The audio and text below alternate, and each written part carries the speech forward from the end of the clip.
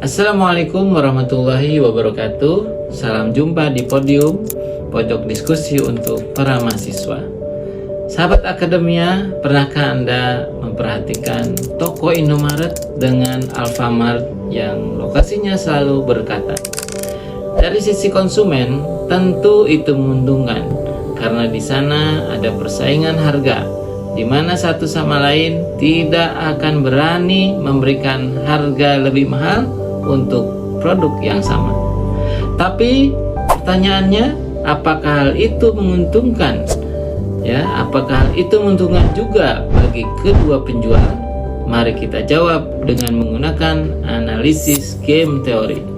Jadi jangan kemana-mana dulu, saksikan sampai selesai.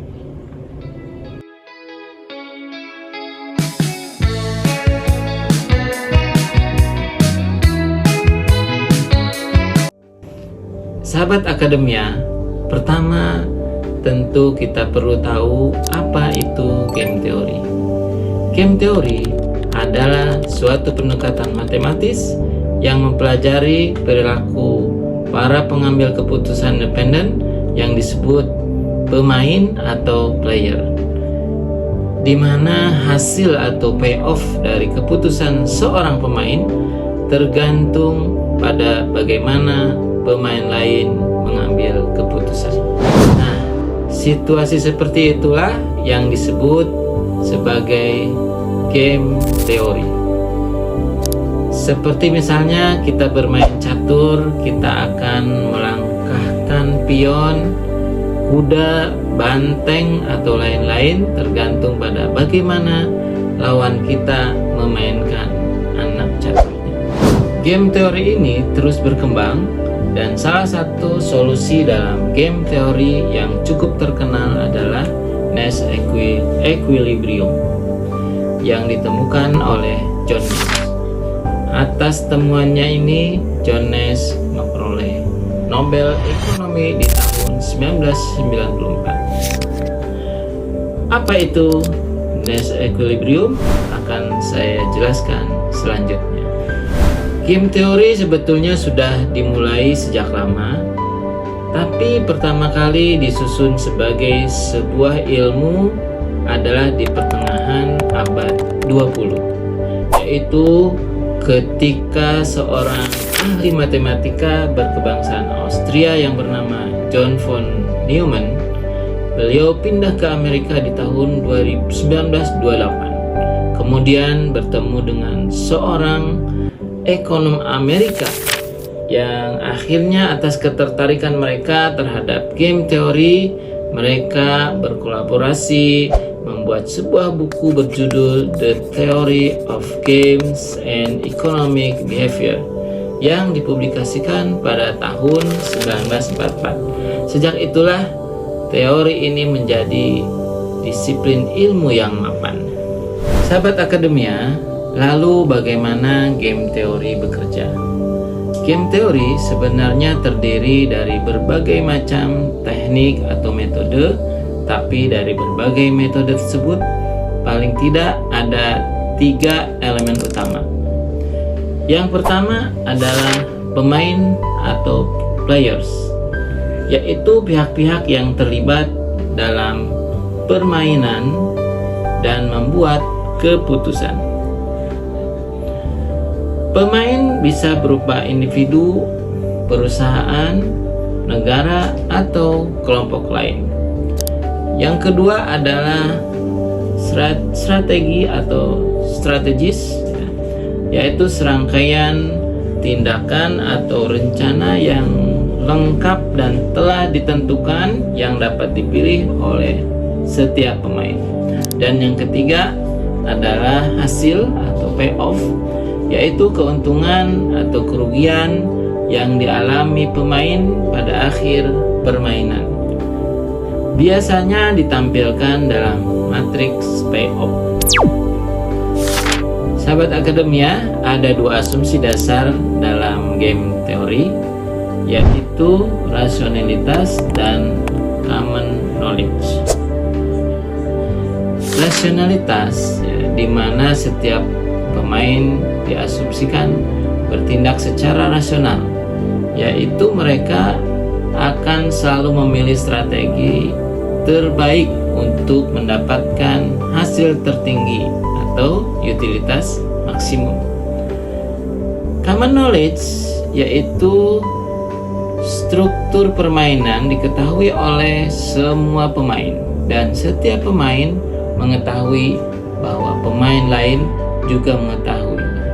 Dengan istilah yang lain atau yang lebih sederhana, tahu sama tahu. Ya, baik. Sekarang kita akan melihat bagaimana Nash equilibrium terjadi pada kasus Prisoner's Dilemma. Dalam kasus ini diketahui ada 2 orang penjahat.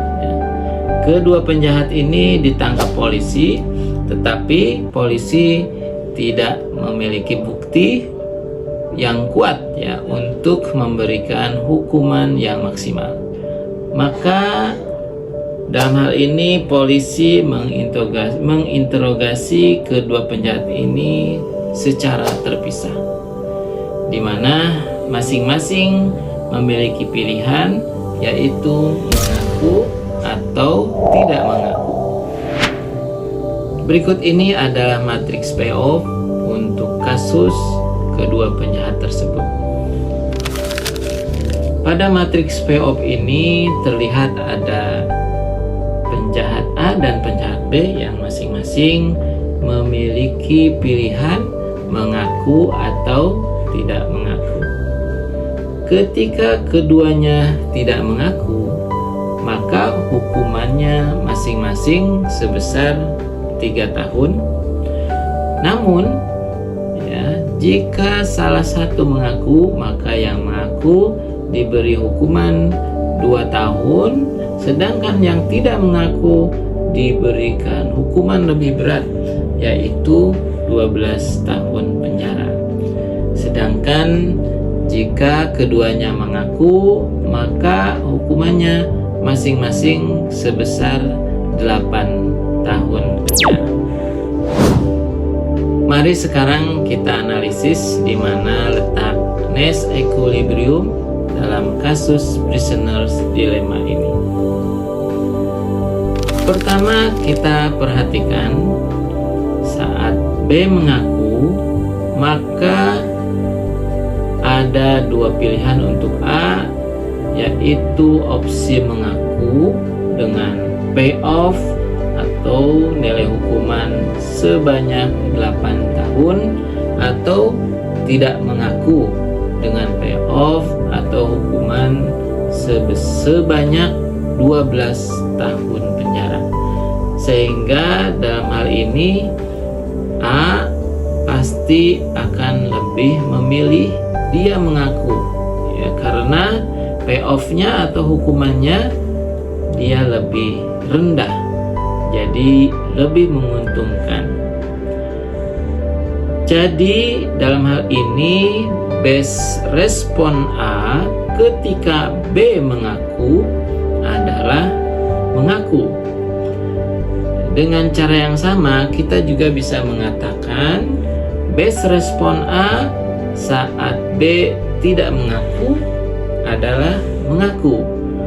Hukumannya hanya 2 tahun karena dianggap dapat bekerja sama dengan kepolisian.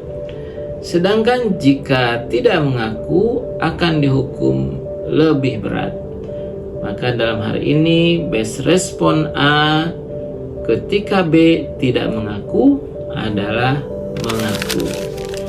Nah, berikutnya bagaimana dengan best respon B?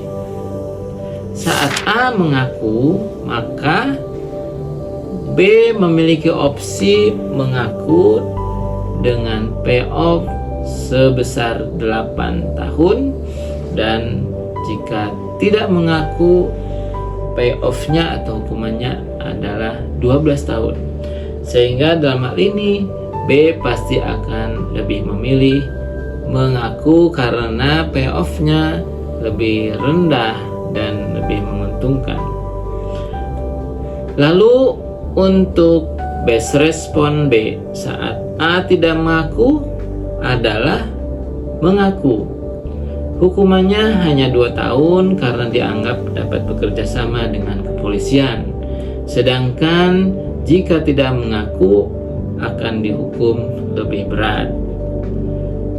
Oleh karena itu, berdasarkan penjelasan tadi, Nash equilibrium bagi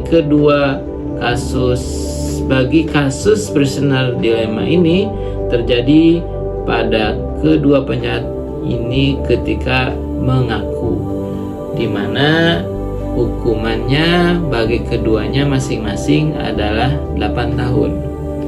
Perubahan keputusan oleh salah satu penjahat akan menambah hukuman bagi dirinya sendiri, sehingga tidak ada insentif untuk mengubah strategi. Misalnya, penjahat A memutuskan untuk tidak mengaku, maka hukumannya menjadi 12 tahun. Demikian juga B, jika memutuskan untuk tidak mengaku, maka hukumannya menjadi 12 tahun. Itulah yang disebut dengan Nash equilibrium.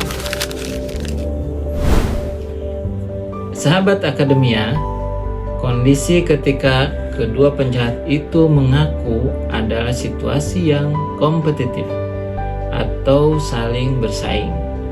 Hukuman yang mereka terima memang bukan yang paling ringan, tetapi juga bukan yang paling berat.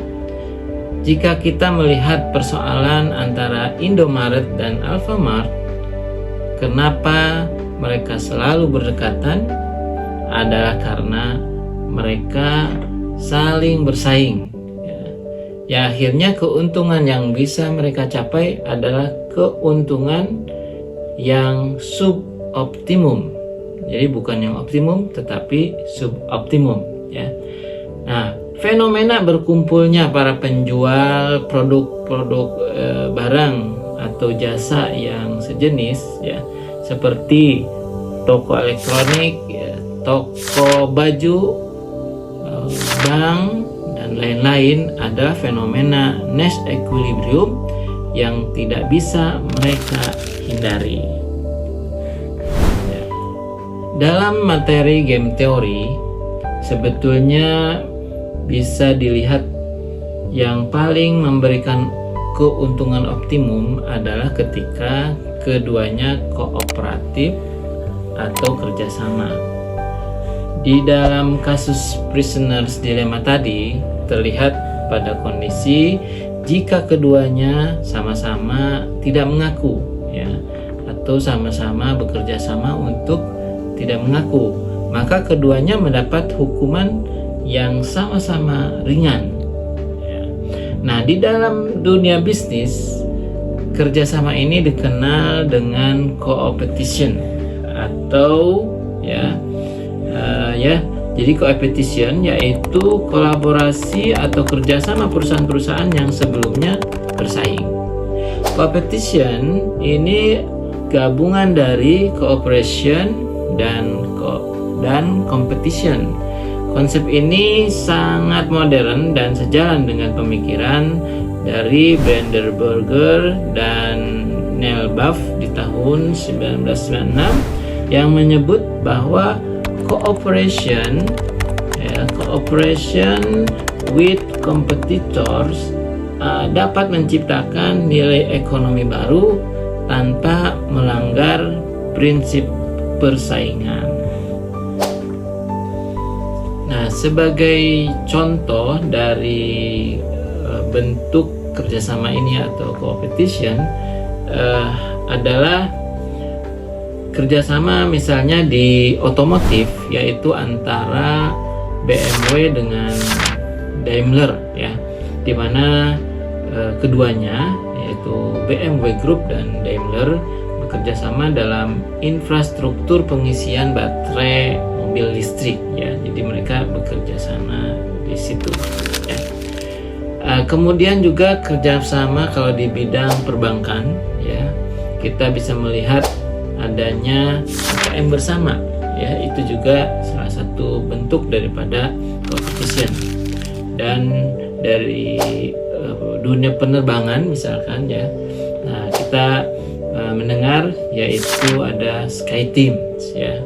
Ini merupakan satu bentuk juga kerjasama atau competition di dalam bisnis untuk lebih meningkatkan atau mengoptimumkan revenue mereka.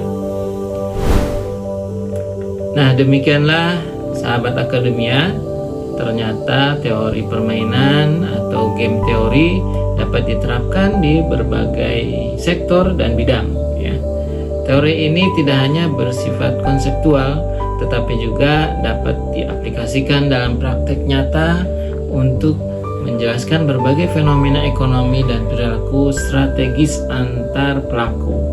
Inilah materi berharga yang saya dapatkan dari perkuliahan di Sekolah Bisnis IPB University di bawah bimbingan dosen saya Profesor Roy Sembel PhD. Semoga materi ini bisa bermanfaat bagi para akademia. Berbagi itu indah. Salam jumpa kembali di podium yang akan datang. Terima kasih. Wassalamualaikum.